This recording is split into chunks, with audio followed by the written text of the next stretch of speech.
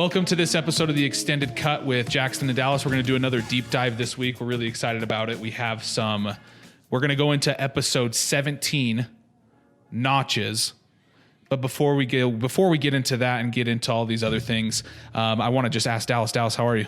Dude, I'm doing great. Had a great week. Yeah, dude, we got a lot done this week. Yeah, it's been a busy week. We're getting more efficient with our systems, though. Yeah. Speaking of last Extended Cut, we're getting way more efficient. I feel like things are a lot more fluid. Yeah. So to play off of last week's Extended Cut, we've implemented some new systems around the office and around some of the stuff we're doing, and we're evolving. It's flowing. We're learning, content's flowing. Yeah. Failing. Oh, look at that. And we're definitely evolving for sure. Yeah, for sure. What are some wins this week? Dude, stacking wins. We're getting ready to launch a big program for lots of people. Yeah. And Q1 is all set. So we're good. That's a huge win. That has consumed a lot of our time and energy and effort. Yeah. We could probably announce the new journals. Yeah, I think so. Yeah. I think so. I mean, we could probably announce what's going on as we speak. It's being sold, right? Yeah. I mean, we're acquiring, new customers, new students, and we're extremely stoked about it. So give us a little. I guess we can totally talk about it now. Give us a little rundown of what you're talking about. Multifamily mindset. We are a big company, and we have lots of teams working in different aspects, and one of those foundational pieces that we provide our student base is mindset education. And we've created and tailored a specific framework for mindset, solely mindset, because we know how important it is to cultivate a strong growth mindset as we continue to try and tackle big, lofty goals in our lives and our businesses. So we've created we've created an educational platform for people to be able to a curriculum of sorts. Come along with us. Yeah. And our first official copy of the Multifamily Mindset Growth Guide showed up today. Yeah. All 4 colors. Yep. Hard covers, beautiful. Yep. And I'm elated, dude. We'll be releasing images and how you can get access to those and purchase those shortly. But we're really excited about it. I know Dallas has put in a ton of work and a lot of work that nobody's ever going to see. Dallas has put into this to really put together something special for people to help them with their mindset, change their lives, achieve more. I'm really excited about it. Yeah, these tools are awesome. Yeah, I can tell you're getting really excited now. The Growth Guide is obviously the centerpiece. Yep. But we have lots of really cool things that we're going to be launching throughout the course of this year and continue to build on. And the reason I'm so excited is because it just provides people with so much value for them to ultimately become this next best version of themselves as they continue down their journey of, achieving more and thinking bigger and all these things that we teach all the time. Yeah. I'm elated about it. I'm super excited. Like you said, dude, I'm just so excited about it. It's going to help a ton of people. I'm excited to dive in it and start taking advantage of it too. I'm going to be student number 1. Yeah. 100%. Patient zero here. So. No, I'm really excited about it. I know, like I said, I know how much hard work and effort, blood, sweat, and tears you've put into this. Failing, evolving. I think it's important too, Jax, to point out that before we jump into today's Extended Cut, that a lot of our listeners, they're familiar with you and I. Yeah. They touch base. We touch base with each other every day on the daily drip. But we are just 2 people. I am just one person that's part of a much bigger picture, right? Yeah. And this importance that we lay on mindset is an integral part of all of our team members. And it actually is a centerpiece to Ryan and Todd and Tyler and the owners, right? These co-owners of the Multifamily Mindset. And I just think that's important to point out. Everything at the heart of all we do, we want to help people better their own lives via these tools, right? And we focus on multifamily investing and we specialize in that niche area, but we can't brush aside that other centerpiece, which is mindset, dude. No, it's crucial. And Tyler, Ryan, and Todd, yourself, talk about that all the time. It's such a center point to everything that we do is making sure that we have our mindset right and that we're that we're constantly strengthening and building that and growing that as well. So I'm excited about it. I know you are. As we're sitting here talking about it, I can see you smile as it's really all coming together, dude. It's awesome. I'm really so excited about it. So let's get into this. Let's get into this deep dive. Episode 17 was notches. Yep. Talked about failing. Yes. The importance of it. Give us a quick synopsis of the episode before we, all right, if you can remember. So notch is the idea that we're moving up the ladder of success, right? That's my visualization piece for myself as I face failures in my life. And the whole idea that, well, it's not an idea. The whole truth of the matter is that a large majority of people have a negative relationship with failure in their life. It's not a pleasant experience, right? And ever since we were little, we're almost hardwired to avoid looking stupid in front of other people. You know, I think about my experiences in the classroom as a kid and not being able to spell a word correctly in front of my teacher as she called upon me to, read in front of the class. Like, that would be in its simplest and earliest form, our avoidance of failure, and just embarrassment and looking stupid in front of people. Right. Right, dude. I can relate to that a ton. Yeah. I never really thought about it like that, but that was kind of the first time.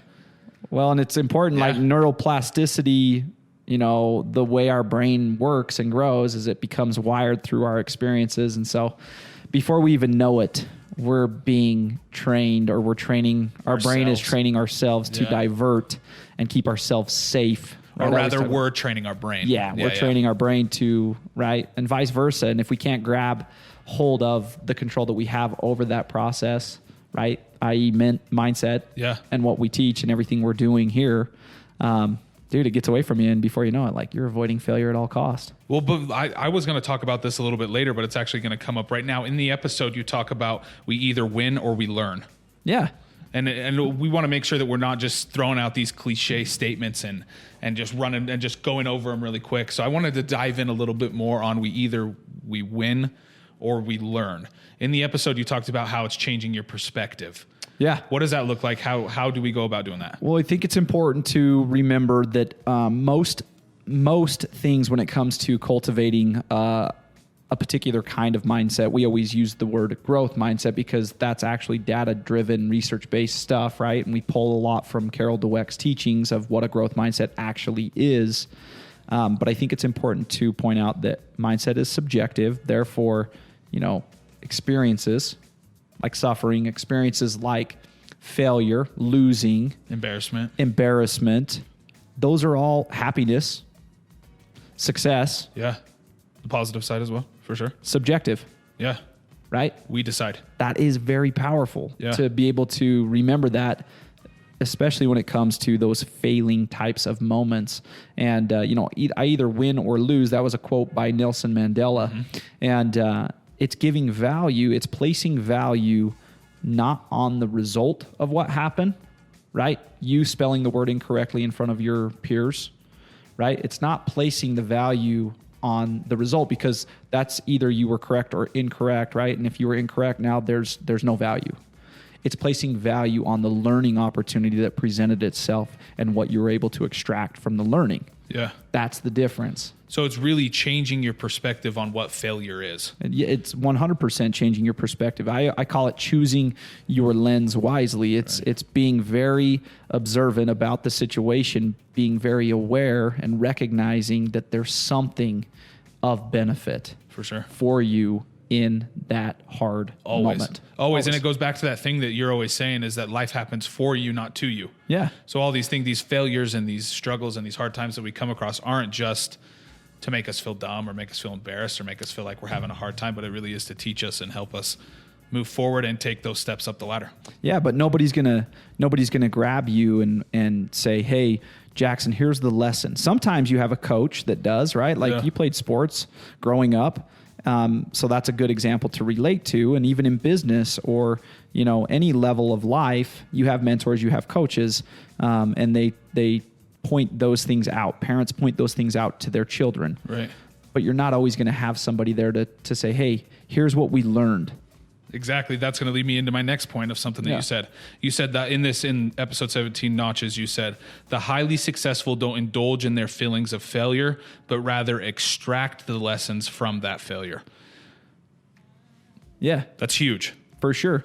But here's my question for you. Okay. Here's my question, because we want to make actionables out of these things, right? We want to pull these daily drips, pull the ones that are getting the most traction, and get those actionable items out of those episodes.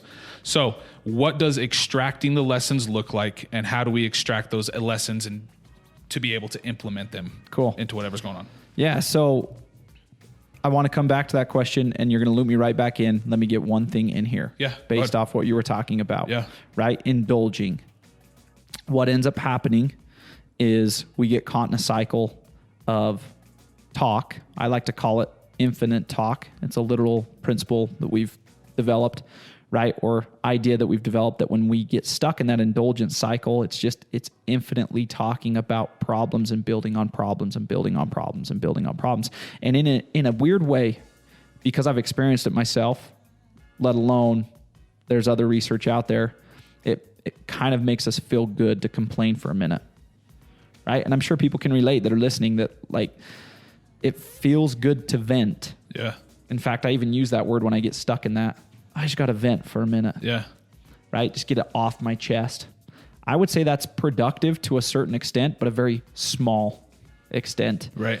And being able to stop that conversation early on in the cycle before it gets too chaotic that it's so hard to, you can't stop it. Right. And that reminds me of our phone call last week when you had when you had those struggles recording with the audio. Yeah. It was all messed up.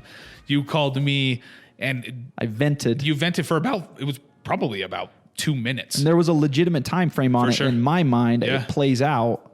I've trained my brain to be able to stop that process from getting too chaotic. Yeah. So talk about that. How have you been able to train your brain to get there? It's taken a lot of work. It didn't happen overnight. Yeah.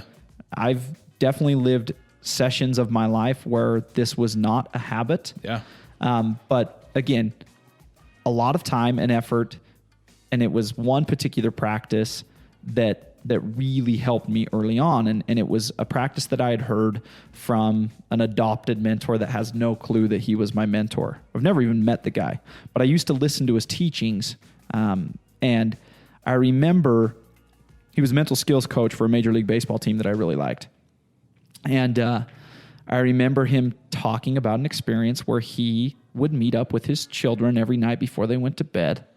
And they would do a round table, and they would say, awesome. Rather than saying, what did you learn at school today? Which typically, what's the response? I can't remember. Yeah, I don't know. Yeah, I don't know. I used to ask my son Crosby this all the time. And I remember my mom and dad asking me this question too. Yeah. And it was like, I don't know. What'd you learn today, Jackson, at school? Yeah, I can't remember. Yeah, that was always the answer, right? Like always. Literally almost 100% of the time. Always. So he talked about this and he said, rather than ask, what did you learn at school, right? Let's go about it within this progression. And the questions were, what's working, right? What's not working, and what are you going to do about it? I'm going to come back to that. First off, he didn't ask those questions first. I'm going to get to that. I'm jumping ahead of myself here. You're good. The questions he would ask were, what was your best experience? What was the best thing that happened to you today at school? That question's so much different. So much different than what you learned. So much different. Yeah. So I started doing that with my kids, and I would follow it up with the other questions that he would mention, which were, what's the most important thing you learned? What's a lesson you learned, right? And instead of what did you learn, and it was super generic, it was what was the most important lesson you learned today, yeah, right? And those questions I started asking my children. What was the best moment from today? What was your best experience? What's the most important lesson you learned? And I would also follow that up with, what are you most grateful for today? Like, what was the thing that you were most grateful for today? And I could see their brains, like they were actually thinking about the questions I was asking rather than just going to default answers because they were so generic. The question was so generic. Yeah.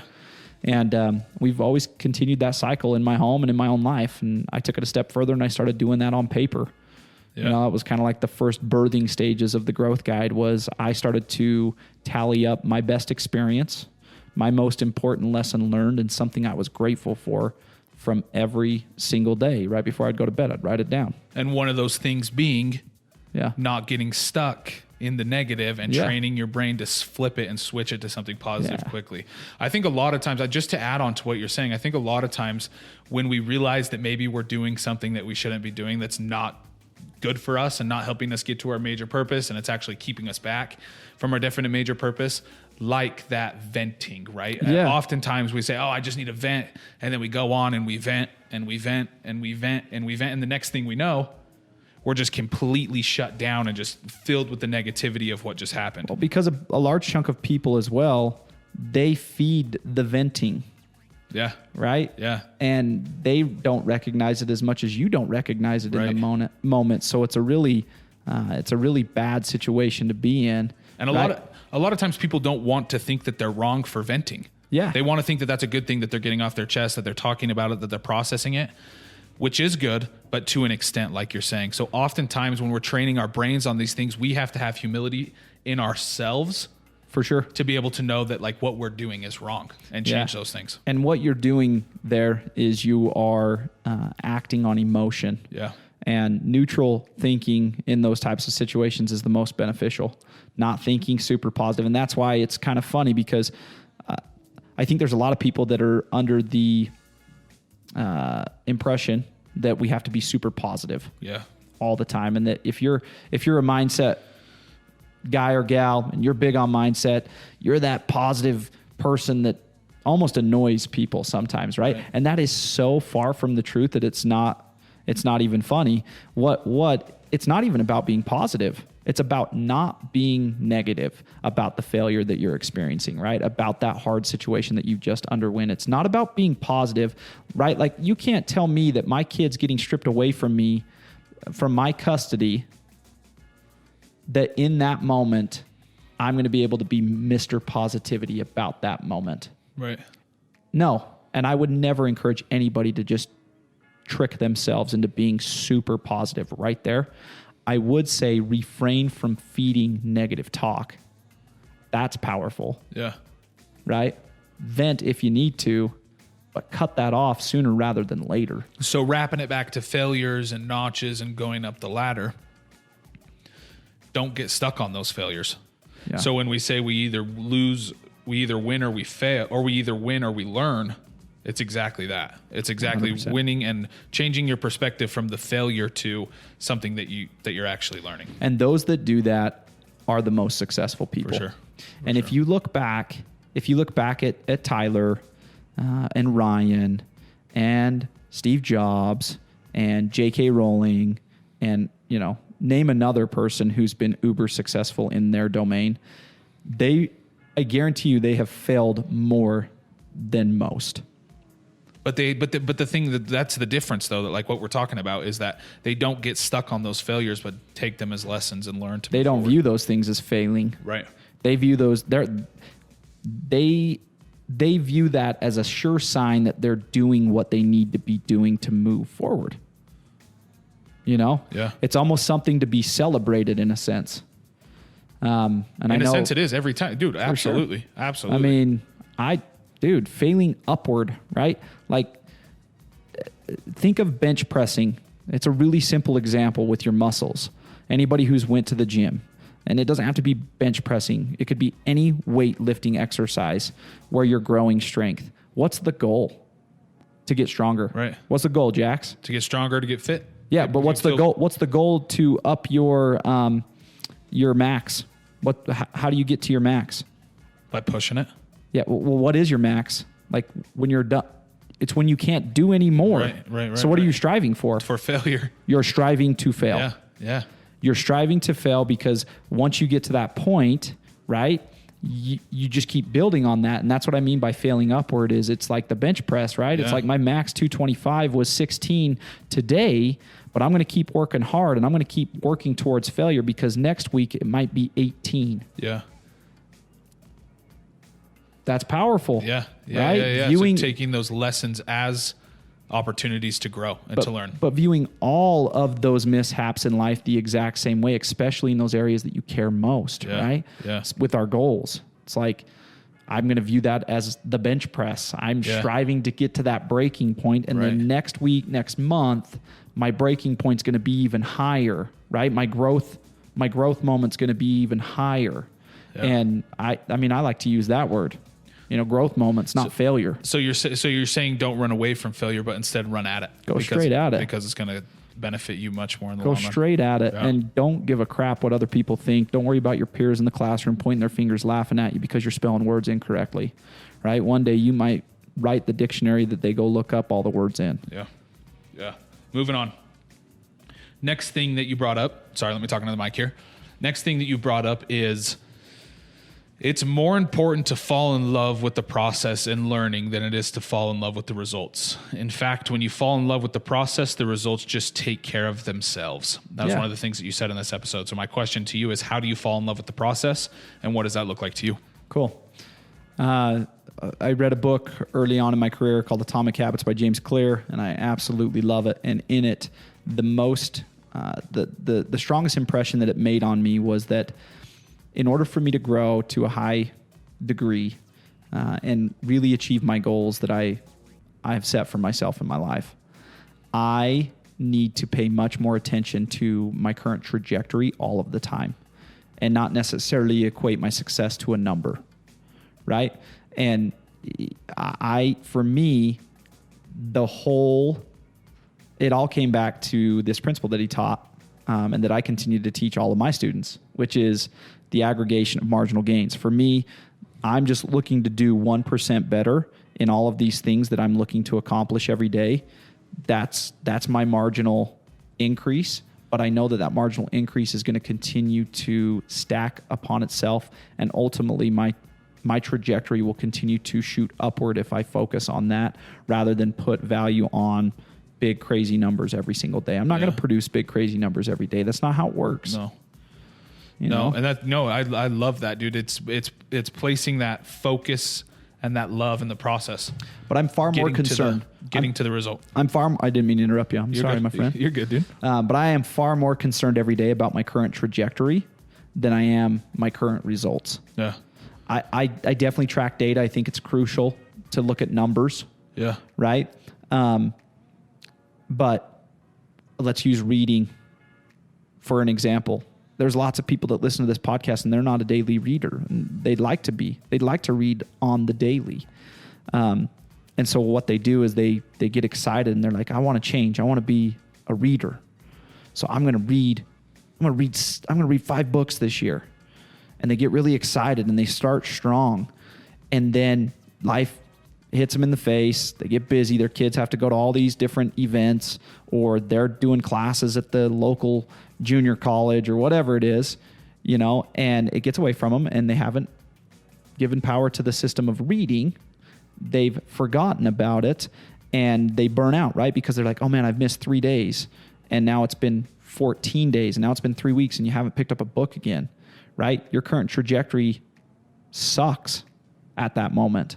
Whereas if you would literally just pick up a book and read 1 page, at least you read a page. Right. Just read a page every day. Start by just reading a page every day. Like, don't think so big. Think a little bit smaller. You want to become a reader? You want to finish 5 books? Sweet. Create a goal to read a page a day for the next 21 days. Yeah. That's so much easier to deliver on, and you'll feel successful, and a habit is starting to be formed, and you can build from there. Start small for sure. I just want to loop back into one of the things that you said, and that was it's more important about your current trajectory than your current results. Yep. So it's more important to make sure that you're just working and staying consistent at those things rather than getting so caught up in if it's a dollar amount, if it's a unit amount, if it's a whatever you're doing, whatever you're trying to grow, being more important, it's being more focused on that trajectory. Make sure you're going up, not down, not stagnant. And that's something that we bring up pretty often, is that there is no that you don't stagnate in mindset.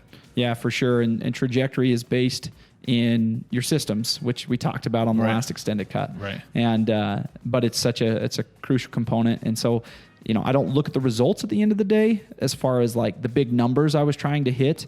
I just take a look at the habits that I engaged in, the actions that I engaged in. Did I deliver on those systems?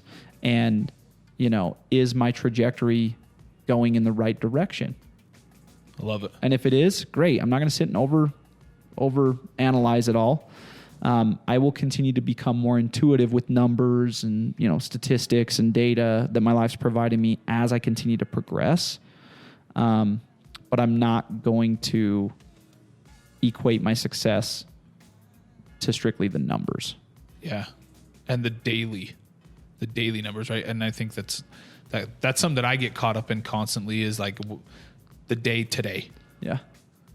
And I think what happened, you know what I mean? Like making sure that the trajectory is going up today. I have a hard time doing that. Yeah. Where it seems like we don't get a lot accomplished, but the trajectory is in the right way. And that's the things that we need to focus on, not the amounts. For sure. Not the numbers, but the trajectory and going in the right direction. Yep. 100%. Awesome.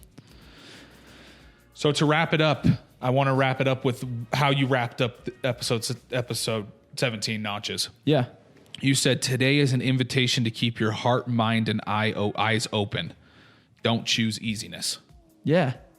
What do you mean? Yeah, don't choose easiness. Explain what you meant when you said that today is an invitation to keep your heart, mind, and eye open. Sweet. I think I know. I want to go into it. Go ahead. I talked about it a little bit earlier on. Yeah. So heart for me is gratitude. That's where the heart piece came from, right? Like feed gratitude. If you're feeding gratitude, that also takes failure into the equation, right? You're feeding gratitude for the opportunities you've been given every single day to grow. Right. So you're able to identify, again, how life is happening for you and not to you. So for me, heart is gratitude. Eyes and mind is the best experiences and learning experiences, right? Optimism and learning. So those are the big three. We feed learning, we feed optimism, and we feed gratitude. Eyes, heart, and mind. And for me, it's just a solid reminder and a solid invitation or way of an invitation for everybody to feed those things throughout their daily systems, right? Yeah. Throughout their daily processes. Yeah. Don't be blind to all of the great things that are transpiring in your life amidst this pandemic, amidst everything that's going on in this crazy world. There's so much to be grateful for. There's so much good. There's so many learning opportunities that are happening for us every single day. And so for me, feeding optimism, feeding learning, and feeding gratitude, integral parts of my daily system. And I invite all to engage in that same daily process. And if you don't have the habit of feeding those things, which many people don't, and it's not as simple as just saying, I'm grateful for my family. It's much deeper than that. And we don't have the time to dive fully into all of this in the extended cut. Grab a piece of paper, order a dang growth guide, and start the habit today, right? Start feeding the habit that feeds all other habits, and that is journaling. And just start with those three components. Don't go from 0 to 1,000 like we said with the reading habit in the journaling sense. Just grab a piece of paper and write down your best experience, the most important lesson learned, and something you're grateful for every single day for the next 2 weeks. It'll change you. Change you, for sure. It will. When I heard you say today is an invitation to keep your heart, mind, and eyes open, I took that as an invitation to be open to changing your thought process when it comes to failure. Change that thought process to failure is a good thing. It's there to benefit you. It's there to help you, and it's there to teach you. Dallas, super grateful for you. Super grateful for the opportunity that we have to do these extended cuts. Is there anything you want to add before we wrap up? No, man. I think we've covered a lot of things in extensive detail here, and it's a good starting point for a lot of people. For sure. And I think that's important to point out. I'll end with that. We're all at different stages of the game of life. Everybody. And it's not your job to do what you need to meet yourself where you are currently at, and you know better than anybody where you're currently at. Your job right now is to take the things that we've discussed today, all of us, myself included and Jax, and just focus on becoming 1% better in that one particular area. Not 100 million times better, not 1,000 times better, not as good as Jackson's doing, right? My job is to just do as as much better, 1% better that Dallas can do right now and meet myself where I'm at. I love that. I think that's the perfect way to end. Everybody, thank you for listening to this extended cut of the Multifamily Mindset Growthcast, the deep dive on episode 17 notches. Please rate, review, subscribe if you haven't yet. We love this podcast. We love all of our listeners. We are grateful for the opportunity that we have to do it. I know it strengthens me, and I know for a fact that it strengthens Dallas as well. We're super grateful for this opportunity. Hit us up if you have any ideas, or if you have a certain episode that you want us to dive deeper in. Email me, Jackson, at the Multifamily Mindset. Email Growthcast at the Multifamily Mindset, and we'll start touching on a few of those things. Watch for the growth guide website to be dropping on the multifamilymindset.com/growth guide. We're on our countdown. It's going to be launching here shortly. We'll make sure to notify everyone. Yes. And on there, you can find resources to all of the tools that we reference super often here on the Growthcast. Awesome. Have a great day, everybody. Take care.